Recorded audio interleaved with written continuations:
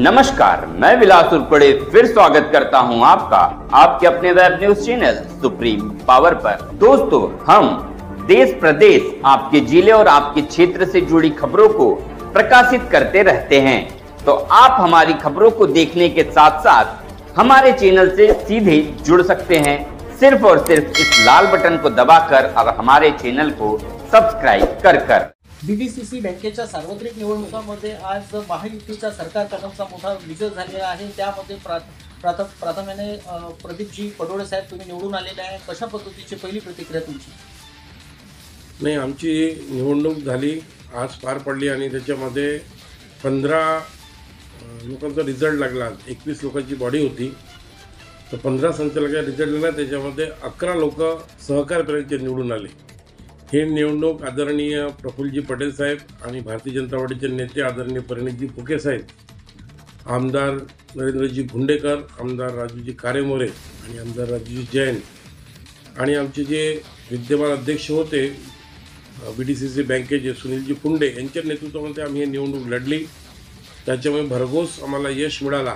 6 लोकांचे अजूनही रिझल्ट थांबवण्यात आलेले आहेत, त्यांचे 30 तारखेला बहुतेक रिझल्ट येतील।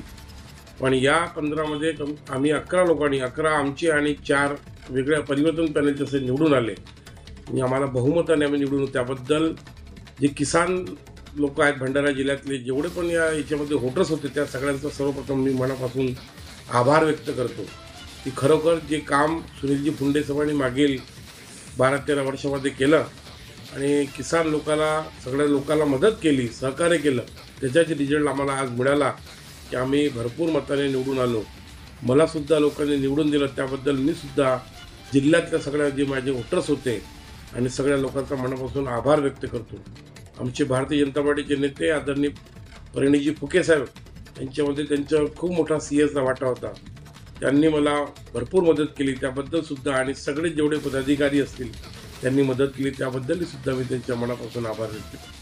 आता पूर्ण लोक निवडून आल्यानंतर आमची जे पॅनल बसेल त्याच्यानंतर जे अध्यक्ष उपाध्यक्ष सचिव ते डिसाईड होतील आणि त्याच्यानंतर जे धोरण ठरेल तर निश्चितच येणाऱ्या काळामध्ये सर्वसामान्य जनता बँकेतून सर्वसामान्य जनतेला किती फायदा होईल, किसान लोकांना किती फायदा होईल, त्यांचं कसं आम्ही उद्दिष्ट पूर्ण करणार, त्यांना कशा प्रकारे सहकार्य करणार हे निश्चितच महायुतीची म्हणून आम्ही सगळं ठरवणार आणि सगळ्या लोकांना सगळ्या जनतेला फायदा होईल अशाच प्रकारचे कामं येणाऱ्या काळात करणार।